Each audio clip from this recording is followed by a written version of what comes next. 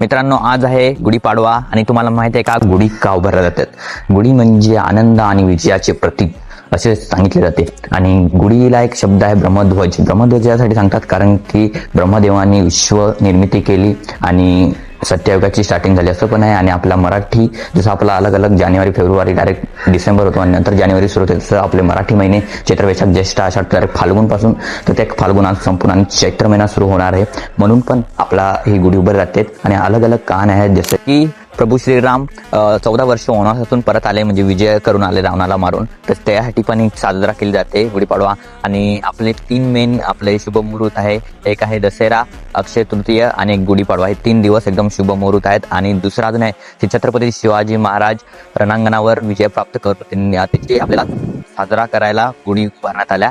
तिथून ही प्रथा सुरू झाली असं सांगण्यात येते. आणि आपण आता तिथेच आहे, छत्रपती शिवाजी महाराज पद्मस्पर्शी स्थळ शिरपामाळ. तुम्ही बघा, इथे पण गुढी उभारलेली आहे आणि एकच नंबर मस्त व्ह्यू आलेला आहे. तुम्हाला तर मी बऱ्याच वेळा व्हिडिओ काढलेलाच आहे, तुम्हाला माहित असेल. आणि ही जेवढी मला माहित होतं इन्फॉर्मेशन मी इतकी इकडून तिकडून घेतली तेवढी सांगितली तुम्हाला अलग काय माहिती असेल तर मला नक्की कमेंटमध्ये सांगा. आणि लाईक करा, फॉलो करा आणि भेटूया आपण अशाच चांगल्या व्हिडिओमध्ये. Bye bye.